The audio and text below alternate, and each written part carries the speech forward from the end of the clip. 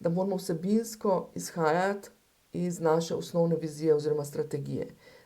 Ne gre samo za to, da zdaj bomo pa rekli, ok, danes pa ne vem, o čem bi jaz pisal na socialnih omrežjih, pa gremo mogoče četkrat vprašati, o čem bi pisali, ne, pa nam predlaga neki XY. Ko imamo mi vzpostavljeno zadevo, da točno vemo, kaj je naša strategija, vsebinsko in izvedbeno, verjemite, nikoli ne zmanjka idej, ker točno vemo, o čem bomo govorili, pa o čem pisali, da bo tudi vodilo k prodaji. Okay? Treba se je lotiti strukturirano. Ena objava tukaj, en podcast tam, pol grem malo predavati nekam in potem, ne vem, en YouTube video vsake toliko časa grem posnet in stvari niso povezane med sabo. In kaj se pa meni zgodi, kot izvajalcu, delam polno enih malenkosti, jih delam samo zato, ker vem, da moram biti prisoten na socialnih omrežjih, zato ker so vsi prisotni, stvari pa med sabo niso povezane. K čemu to pelje? Dobesedno k izgorelosti.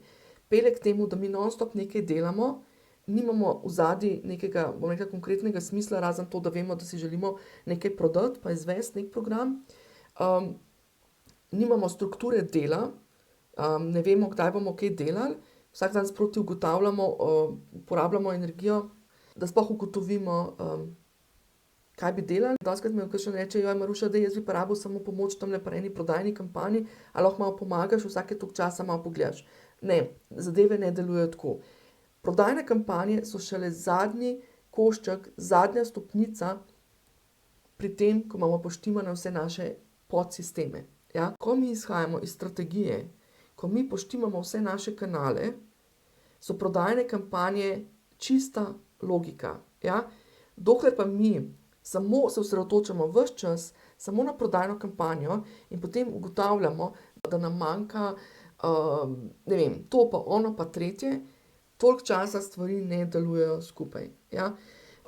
Prodaja je znanje, prodaja je ravno program, v katerem vas peljem step by step čez vse te procese, pa ne iz tehničnega vidika, tehnični vidik je zadnji vidik, ampak predvsem iz vidika, kako sporočati, oziroma štartamo sploh s tem, kaj želimo pravzaprav narediti, kako so stvari že, bom rekla, že naši produkti, kako so med sabo povezani, kako sporočati, učimo se celo metodologije, kako pisati in sporočati, kako izkoristiti ene kanale, kako pozicionirati naše produkte, da jih bo ljudje na spletu lažje najdeli, kako povezati skratka vse te stvari v en sistematičen sistem, ki mu rečemo spletni ekosistem.